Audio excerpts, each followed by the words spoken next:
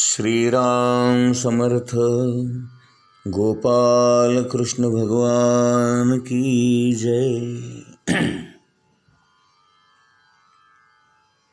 राजा परीक्षित भगवंतामध्ये एकरूप झाला होता, ध्यानस्थ झाला होता. त्याने आपले प्राण भगवंतामध्ये विलीन करून टाकले होते. त्यामुळे तक्षक आला काय, त्याला दंश केला काय, या गोष्टीचा राजा परीक्षितावर कुठलाही परिणाम झाला नाही.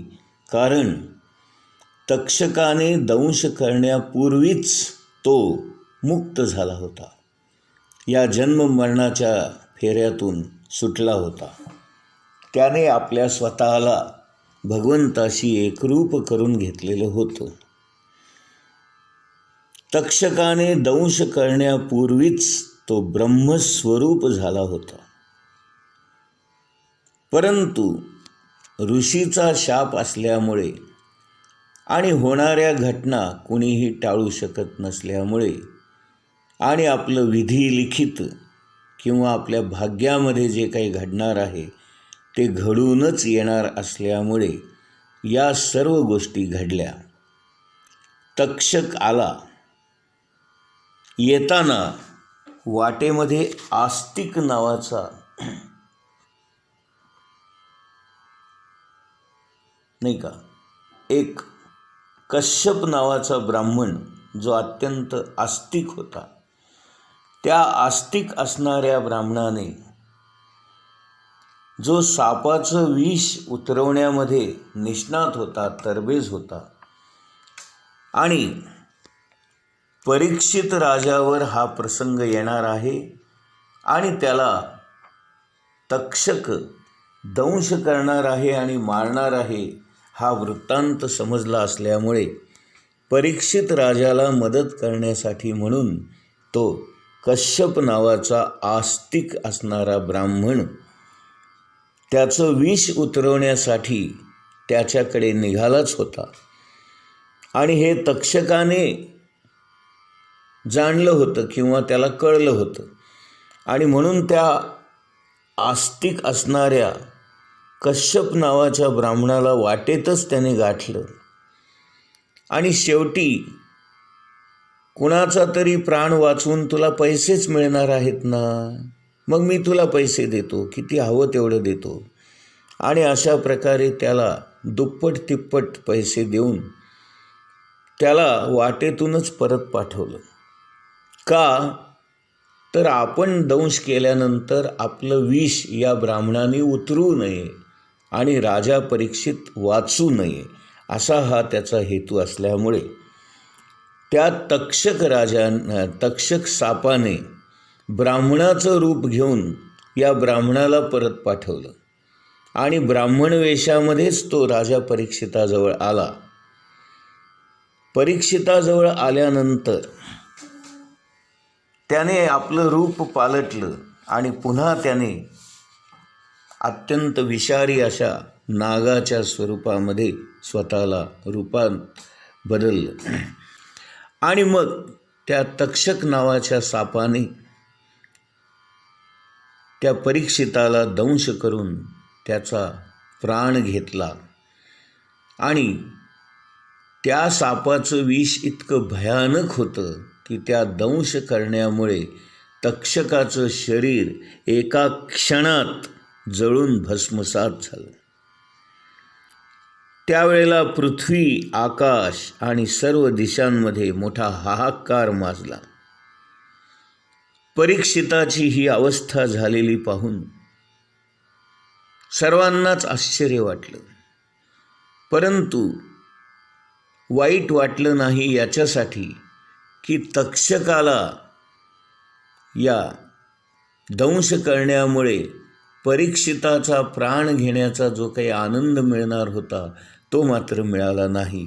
कारण शुकाचार्यांकडून ही भागवत कथा ऐकल्यामुळे आणि भागवत कथेचं श्रवण केल्यामुळे राजा परीक्षित अगोदरच उद्धरून गेला होता. तो ब्रह्मभूत झाला होता, ब्रह्मरूप झाला होता, भगवंताशी एकरूप झाला होता, भगवंतामध्ये विलीन झाला होता. जन्ममृत्यूच्या चक्रातून तो बाहेर पडला होता आणि त्याने आपलं शरीर असतानाच आपल्या जीवाला त्या शिवाशी एकरूप करून जीवाशिवाची भेट घडवून आणली आणि भगवंताच्या परमधामामध्ये तो वास करत होता. तक्षकाने जो दंश केला ते फक्त त्याचं शरीर होतं. त्याचं शरीर जळून भस्मसात झालं खरं, परंतु राजा परीक्षित मात्र त्याचा आत्मा, त्याचा जीवात्मा, त्याचा जीव अगोदरच ब्रह्मामध्ये भगवंतामध्ये विलीन झालेला होता. आणि ही त्याची महागती पाहण्यासाठी म्हणून स्वर्गीय देवदेवता तिथे उपस्थित होत्या आणि त्या सर्वांनी या राजा परीक्षिताच्या शरीरावर पुष्पवृष्टी केली. देवता दुंदुभी वाजवू लागल्या, गंधर्व अप्सरा नाचू लागल्या, गंधर्व गायन करू लागले आणि वाह वाह, काय हे अद्भुत दृश्य आम्हाला पाहायला मिळालं, अशा पद्धतीने त्या सर्वांचं अत्यंत गुणगान करत स्वर्गीय देवदेवता आकाशातून पुष्पवृष्टी करू लागल्या. परीक्षिताचा मुलगा जनमेजय या नावाचा, त्याने जेव्हा ही बातमी ऐकली आणि आपल्या पित्याला तक्षक नावाच्या सापाने दंश केला हे जेव्हा त्याच्या कानावर आलं आणि जेव्हा त्याने हे दृश्य पाहिलं तेव्हा त्याला अत्यंत क्रोध आला. त्याने सर्व ब्राह्मणांना एकत्र जमा करून एक विधीपूर्वक यज्ञ करण्याचा निश्चय केला आणि त्या यज्ञाच्या अग्निकुंडामध्ये सापांचंच हवन करायचं असं त्याने मनाशी ठरवलं. आणि त्याप्रमाणे त्याने एक भला मोठा यज्ञकुंड तयार केला. त्या यज्ञांच्या भोवती सर्व ब्राह्मण बसवले आणि सर्वांनी मिळून सर्व साहित्य आणून त्या होमामध्ये, त्या अग्निकुंडामध्ये सर्व सापांचं हवन करण्याचं सर्पसत्र या राजा जनमेजयाने सुरू केलं.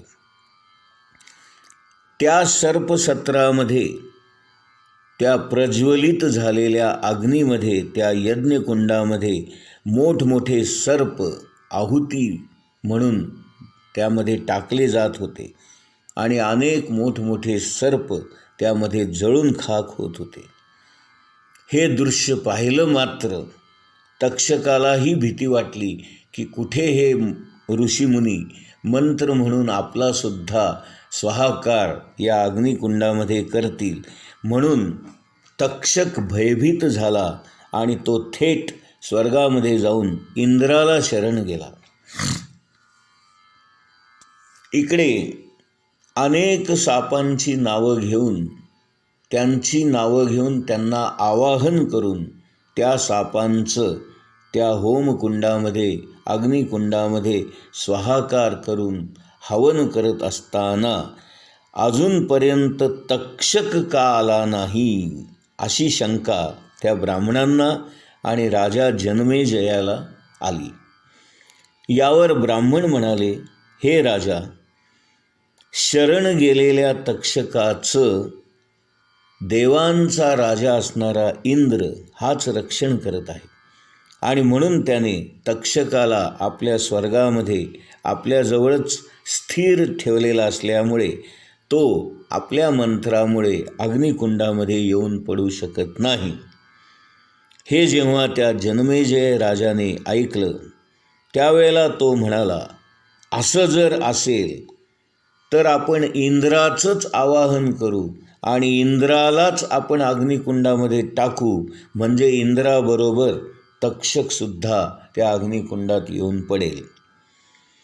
असा जेव्हा राजाने आदेश दिला तेव्हा ते बुद्धिमान असणारे सर्व यज्ञ करणारे याज्ञिक ब्राह्मण मंत्र म्हणून, आहुती म्हणून इंद्राचं आणि इंद्रासह तक्षकाला येण्याचं त्यांनी आवाहन केलं. अशा प्रकारे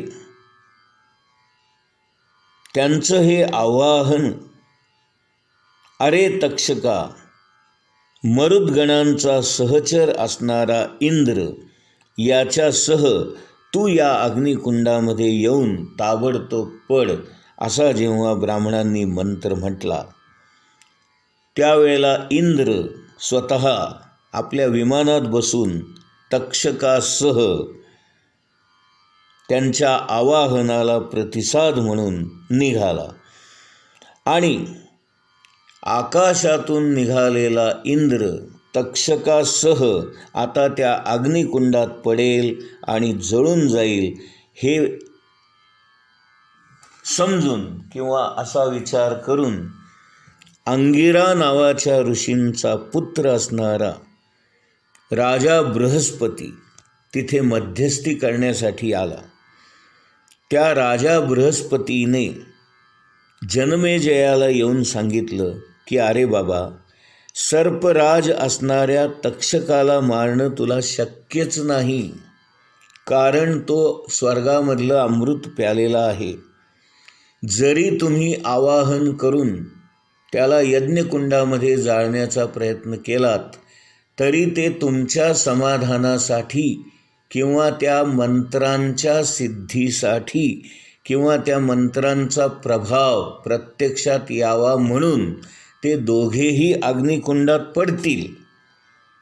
ते जळूनही जातील पण मरणार नाहीत, कारण स्वर्गामध्ये त्या दोघांनी अमृत प्यालेलं आहे आणि म्हणून ते अजरामर आहेत.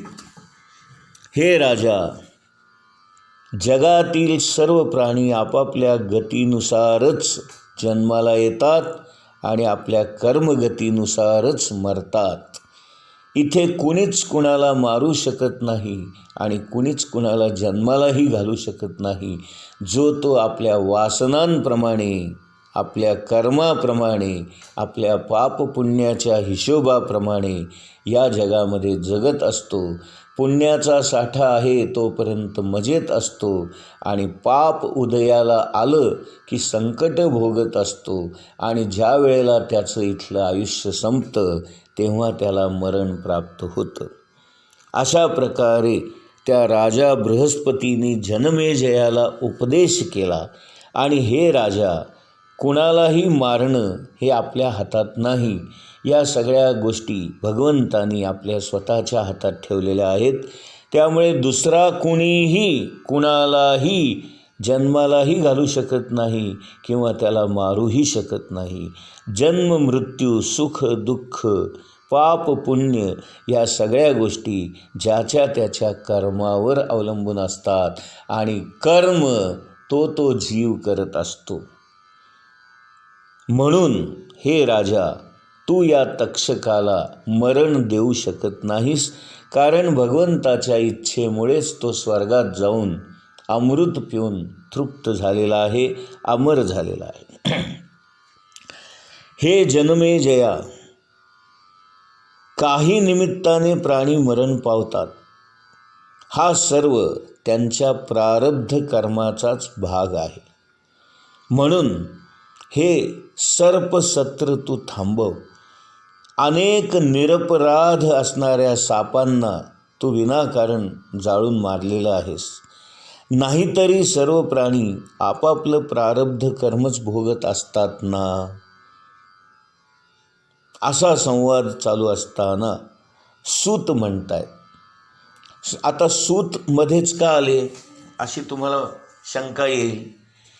इथे शौनक आदी ऋषी नैमिषारण्यामध्ये भागवत कथा ऐकण्यासाठी बसलेले आहेत आणि स्वतः सूत ही कथा सांगता आहेत. आणि या कथेचा संदर्भ देऊन आता व्यासमुनी आपल्याला या भागवत कथेमध्ये सूत काय म्हणतात ते सांगतायत. सूत म्हणतायत, महर्षी असणाऱ्या बृहस्पतींच्या या म्हणण्याचा आदर करून जनमेजयाने त्यांच्या म्हणण्याला मान्यता दिली आणि ठीक आहे असं म्हणून सर्पसत्र बंद पाडलं. त्याने बृहस्पतींची पूजा केली. ही सर्व त्या भगवान विष्णूने म्हणजेच परमेश्वराने रचलेली महामायाच होय. हिच्यामुळेच भगवंताचे स्वरूप असणारे जीव क्रोध इत्यादी गुणांच्या द्वारे मोहित होऊन शरीरावर राग द्वेष इत्यादी करतात, परंतु आपल्या प्रयत्नाने हिच्यापासून परावृत्त मात्र होऊ शकत नाहीत. अशी ही भगवंताची माया आहे. ही माया सर्वांना कर्म करायला भाग पाडते. हा चोर आहे, हा दंभी आहे, अशा प्रकारची बुद्धी आणि बुद्धिभेद ही मायाच निर्माण करते.